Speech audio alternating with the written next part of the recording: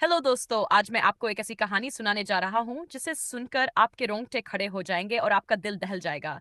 तो बिना देर किए चलिए कहानी शुरू करते हैं। साल 1995 एक छोटे से कस्बे शांतिनगर में स्थित एक पुराना रेडियो स्टेशन जिसे लोग रेडियो मिस्ट्री स्टेशन कहते थे। ये स्टेशन लगभग 10 साल पहले बंद हो चुका था, लेकिन इसे लेकर एक अजीब कहानी प्रचलित थी। कहते हैं कि रात के 2 बजे से लेकर सुबह 4 बजे तक इस स्टेशन से रहस्यमय आवाजें आती थीं। लोगों का मानना था कि ये आवाजें किसी और दुनिया की थीं। पत्रकार की जिज्ञासा आर्व, एक युवा पत्रकार जो हमेशा रहस्यमयी कहानियों के पीछे जाने के लिए मशहूर था, इस स्टेशन की सच्चाई का पता लगाने के लिए उत्सुक था। उसे इस बारे में सबसे पहले एक स्थानीय चाय वाले से पता चला। चाय वाले ने कहा, भैया, रात के समय उस स्टेशन के पास कोई मत जाना। लोग कहते हैं कि वहां जो भी जाता है वह कभी वापस नहीं आता। आरव ने इसे अफवाह समझा और ठान लिया कि वह इस कहानी के पीछे की सच्चाई का खुलासा करेगा। शांतिनगर का ये रेडियो स्टेशन एक समय में काफी लोकप्रिय था। 1970s के दशक में इस स्टेशन पर आरजे अलका नाम की एक मशहूर रेडियो की काम करती थी। अलका की आवाज इतनी मोहक थी कि लोग रात में उसकी कहानियां सुनने के लिए बेसब्री से इंतजार करते थे। लेकिन एक रात स्टेशन में एक भीषण आग लग गई। उस हादसे में अलका समेत कई लोग मारे गए। उस दिन के बाद से रेडियो स्टेशन बंद कर दिया गया। स्थानीय लोगों का कहना था कि रात के समय वहां से अलका की आवाज अब भी सुनाई देती है। आरव का सफर। आरव ने अपने दोस्त प्रतीक और मेघा को अपने साथ इस मिशन पर चलने के लिए राजी किया। तीनों ने एक रात स्टेशन पर जाकर सच्चाई जानने का फैसला किया। रात के 2 बजे तीनों स्टेशन के पास पहुंचे। जगह सुनसान थी। चारों तरफ घना अंधेरा और ठंडी हवा का सन्नाटा। स्टेशन की इमारत जर्जर हो चुकी थी। रहस्यमय माहौल। जैसे ही वे अंदर गए, उन्हें हवा में धूल और सड़ी हुई लकड़ी की गंध महसूस हुई।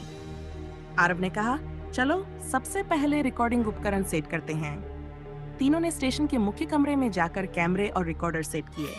तभी रेडियो के एक पुराने सेट से एक धीमी आवाज आने लगी। यह एक महिला की आवाज थी जो कह रही थी, आप हमारी दुनिया में क्यों आए हैं? प्रतीक चौंक कर बोला, ये आवाज कैसी थी?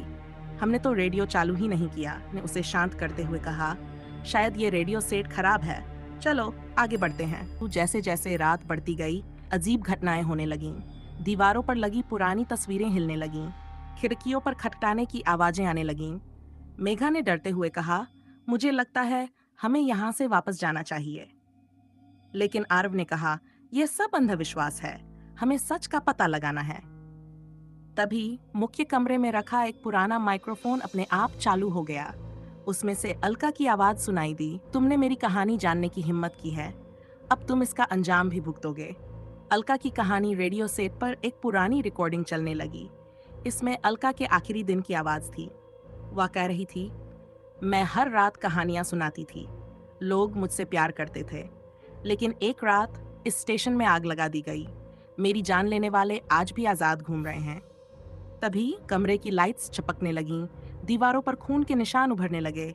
प्रतीक डरकर चिल्लाया, यह सब क्या हो रहा है? हमें यहाँ से भागना होगा। लेकिन दरवाजे अपने आप बंद हो गए। रेडियो से कई आवाजें आने लगीं। ये आवाजें मदद के लिए चीख रही थीं। ऐसा लग रहा था कि स्टेशन में मरे हुए लोगों की आत्माएं अब भी वहां फंसी हुई थीं। तभी अलका की परछाई प्रकट हुई। उसने कहा, तुमने हमारी शांति भंग की है, अब तुम भी हमारे साथ रहोगे। आरव ने हिम्मत जुटाकर पूछा, तुम्हें क्या चाहिए? हम यहाँ तुम्हारी मदद करने आए हैं। अलका ने जवाब दिया, मुझे न्याय चाहिए। मेरे हत्यारों को सजा दो, तभी मैं और ये आत्माएं शांति पा सकेंगी। आरव ने वादा किया कि अलका की कहानी दुनिया के सामने लाएगा। जैसे ही उसने ये कहा, दरवाजे खुल गए और स्टेशन शांत हो गया। अगले दिन आरव ने अपनी रिपोर्ट में पूरी घटना को प्रकाशित किया। उसने पुलिस से भी इस मामले की जांच करने की अपील की। कुछ हफ्तों बाद पता चला कि आग एक साजिश थी। कुछ लोगों को गिरफ्तार किया गया और अलका के परिवार को न्याय मिला।